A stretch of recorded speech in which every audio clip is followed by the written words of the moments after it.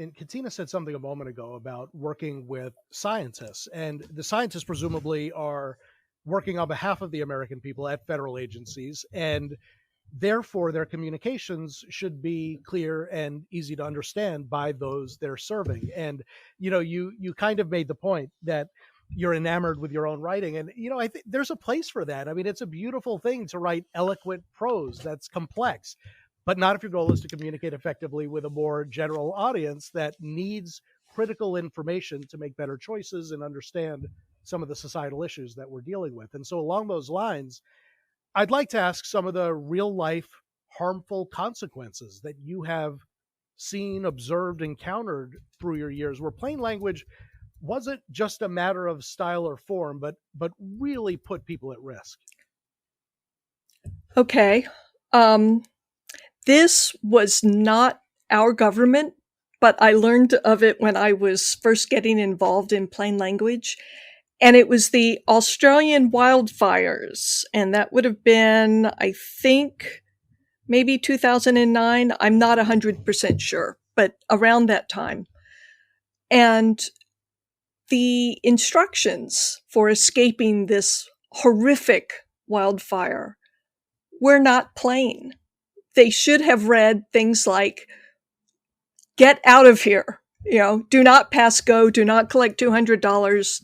Don't stop for food or pets or your suitcases. Get out of town. And they weren't. They were vaguer. They were along the lines of, you might want to consider evacuating, but people died.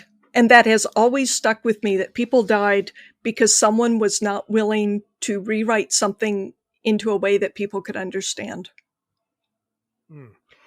Yeah, that's certainly in those types of emergencies, communications. I think we've seen this as a example over the past couple of years with COVID. And I'm not going to ask the two of you who both work for the federal government to criticize your colleagues, but in the spirit less of criticism and more of reflection, I am curious, as you've seen certain public health officials and public health agencies be criticized for what many people perceive to be a lack of clear communication, even conflicting messaging, what have you taken from that, and where do you think we can all learn as communicators and maybe even within the federal government, so that if we face another pandemic, hopefully not in our lifetimes, but if we do, that we would be better prepared to communicate about it?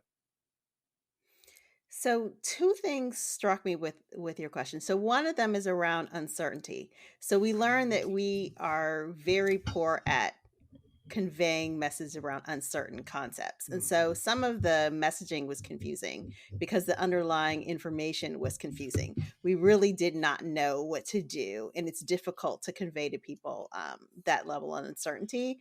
I'm not necessarily sure that that's something that could be fixed alone with plain language, but I think it's a combination of being clear about what you do know and what you don't know, so that people can make good choices based on that information.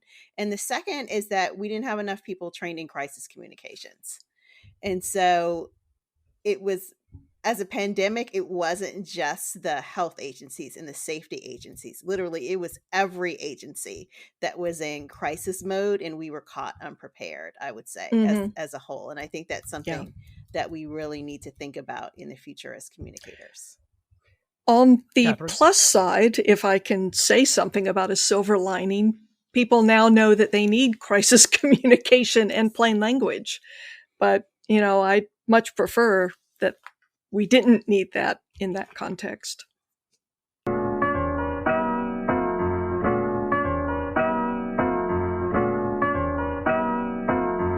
Thanks for watching this video clip of the Speak Good podcast. If you'd like to hear the complete episode, please check out your favorite podcast directory and subscribe now. Thanks for watching.